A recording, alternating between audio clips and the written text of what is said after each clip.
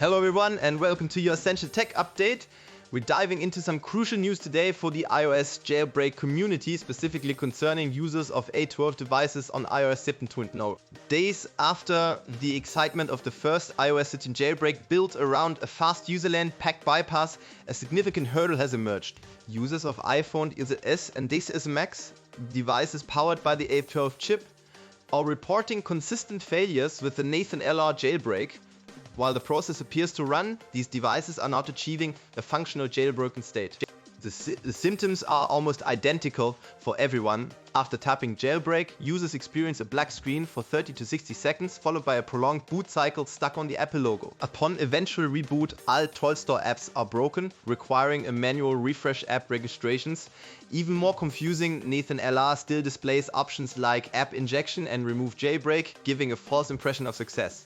But the reality is, the device is not jailbroken at all. No tweaks load, no injector is active, CDO does not appear, and nothing behaves like a successful bootstrap environment. This isn't an isolated glitch. Reports are piling up across platforms like X, confirming this is a widespread issue specific to A12 devices on iOS 17.0, likely due to their unique packed behavior and crash handling. A recently uploaded fresh IPA build offered a glimmer of hope for a silent fix, but extensive testing shows it behaves identically. The black screen and unstable reboots persist. However, there is good news. A workaround has been provided. Nathan has released a sysfiles.deb package that can resolve the A12 boot issue.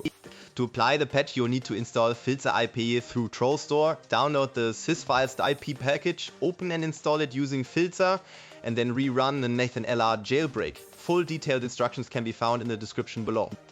So, if you're an A12 user on iOS 17.0 experiencing these frustrating issues, don't despair. This patch offers a clear path forward to a functional jailbreak. Make sure to follow the steps carefully. If you enjoyed this update, don't forget to subscribe for more tech news and jailbreak updates.